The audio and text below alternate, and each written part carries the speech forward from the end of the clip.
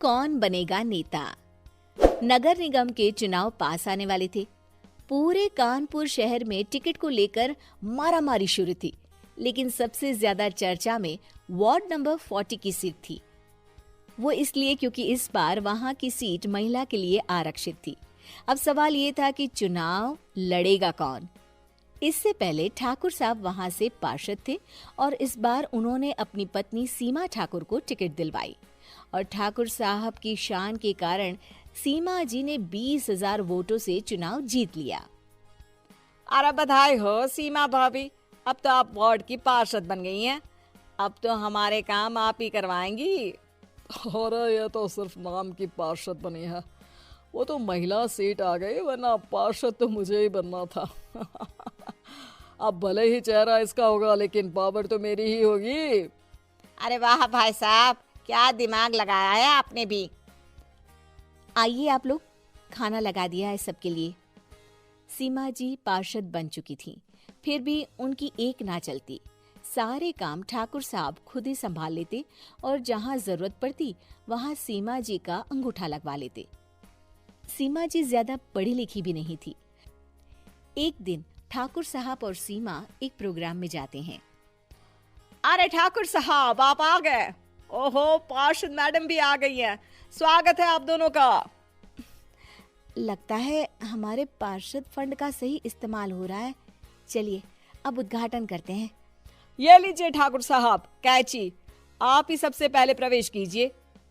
सब लोग आगे निकल जाते हैं और सीमा जी पार्षद होने के बावजूद भी पीछे खड़ी रह जाती हैं। वो देखती हैं कि वेलकम बोर्ड पर उनका नाम है, लेकिन महिला होने के कारण कोई उनका सम्मान नहीं कर रहा। अगले दिन एक आदमी उनके घर आता है। अरे ठाकुर साहब नमस्कार। कल ना हम नोटिस किए कि हमारा घर तो अवैध है और नगर निगम वाले उसे तोड़ने आ रहे हैं। अरे कुछ कीजिए ना ठाकुर साहब। देखो भाई, मैं तो ज्यादा कुछ कर नहीं सकता, पर अगर तुम सबकी जेब गर्म कर दो तो कुछ हो सकता है। कुल मिलाकर 4 लाख लगेंगे। अरे 4 लाख ठाकुर साहब? अरे भाई, मैं अपने लिए नहीं मांग रहा हूँ। दरोगा है, इंजीनियर बाबू है, बड़े साहब है, सबको देना पड़ता है ना थोड़ा थोड़ा। बोलो है मंजूर?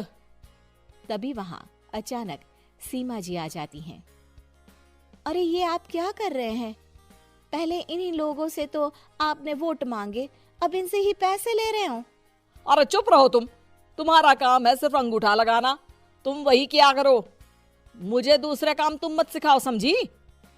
और तुम ना जाओ, अब पैसे लेकर आओ, वरना जेसीबी किसी भी वक्त आती होगी। सब कुछ ऐसे ही चलते रहता है। एक दिन सीमा जी और ठाकुर साहब को एक लोकल मीटिंग में बुलाया जाता है। वहां पर कई और अधिकारी लोग भी मौजूद रहते हैं। अब मैं चाहूंगा कि ठाकुर साहब हमारे बीच 2 शब्द कहें। मेरे प्यारे भाइयों और बहनों, आज मेरा सौभाग्य है कि मैं आप सबकी सेवा दिन रात कर पा रहा हूँ। आपने मेरी पत्नी को भारी मतों से जिताया है, इसलिए मैं आप सभी का शुक्रगुजार हूँ। मैं आप सबसे वादा करता हूँ कि हमेशा की तरह हमारे वार्ड में किसी को कोई तकलीफ नहीं आने दूंगा। सभी लोग तालियां बजाने लगते हैं। अब मैं माननीय पार्षद मैडम को स्टेज पे बुलाना चाहूंगा। अपने नाम को बुलाया सुनकर सीमा जी एकदम चौंक जाती है। उन्हें बिल्कुल उम्मीद नहीं थी कि इतनी बड़ी जगह उन्हें मंच पर बुलाया जाएगा। जैसे तैसे वो मंच पर चढ़ती हैं। ऊपर जाते ही सीमा जी को सारी पुरानी बातें याद आ जाती हैं कि किस तरह उनके पति उन्हें कभी भी आगे बढ़ने नहीं देते और उनके नाम से गलत काम करते हैं। वो बोलने लगती हैं। मैं आपके वार्ड की पार्षद सीमा हूँ। आप में से बहुत कम लोग ही मुझे जानते होंगे, क्योंकि इससे पहले मुझे कभी ऐसा मौका ही नहीं मिला। सारे मौके मेरे पार्षद पति यानी आपके ठाकुर साहब ही लेते रहे, लेकिन आज ये मौका मुझे मिला है तो मैं इसे ऐसे ही नहीं जाने दूंगी।